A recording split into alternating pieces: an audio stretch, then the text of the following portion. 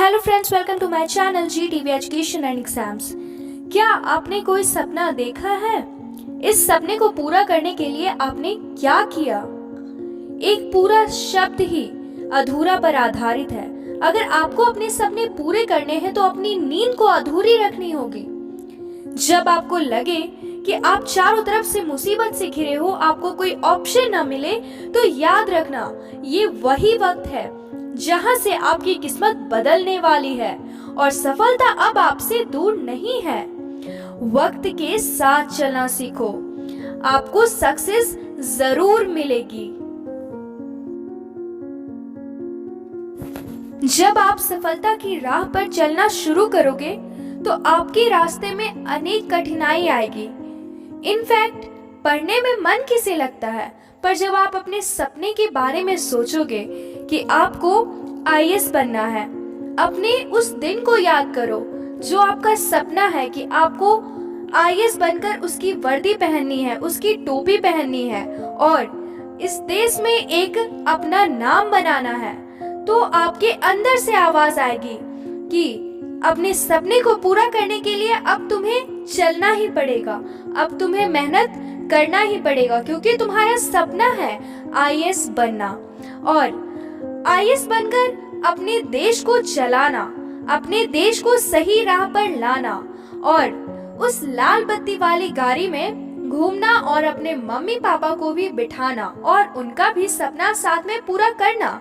इन सभी बातों को याद करो वो दिन जब तुम IAS बनोगे और तुम्हारे पास एक गाड़ी, एक बंगला होगा और तुम कहीं भी ठाठ से खड़े हो सकोगे।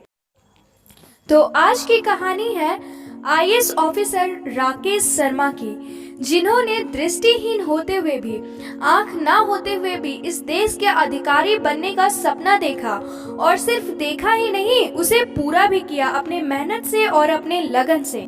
राकेश शर्मा की जिंदगी में बचपन से ही काफी मुसीबतें आई। बचपन में ही उनके आंखों की रोशनी चली गई। एक ड्रग्स रिएक्शन होने की वजह से उन्हें दिखाई नहीं देता था। ऐसे में उन्होंने अपनी पढ़ाई ब्रेल लिपि से की और उसी सिस्टम से जिससे कि आप अक्षरों को उंगली रखकर पढ़ते हैं, और इस तरह से उन्होंने अपनी पढ़ाई की और वो स्पेशल स्कूल जाते थे जो दृष्टिहीन लोगों के लिए स्पेशली बनाया गया है और साथ ही वो पढ़ाई में तब भी काफी अच्छे थे। उन्हें चलने फिरने तक के लिए भी सहायता की जरूरत नहीं पड़ती थी। कहते हैं ना कि भगवान जब एक चीज छीन लेता है तो एक अलग ही खूबी आप में दे देता है। और उनकी जिंदगी में दिखने में तो सिर्फ अंधेरा ही अंधेरा था, पर उन्होंने अपनी जिंदगी में और अपने परिवार की जिंदगी में उजाला लाने के लिए खूब मेहनत की और आंख ना होते हुए भी उन्होंने एक बहुत बड़ा सपना देखा। और इस वजह से तो उन्हें सब गांव के लोगों ने, रिश्तेदारों ने एक बोझ घोषित कर दिया था, पर उनके माँ बाप, जिन्होंने हिम्मत नहीं हारी, सभी बोलते थे कि इसे जाकर किसी अनाथ आश्रम में छोड़ आओ, ये किसी काम का नहीं है।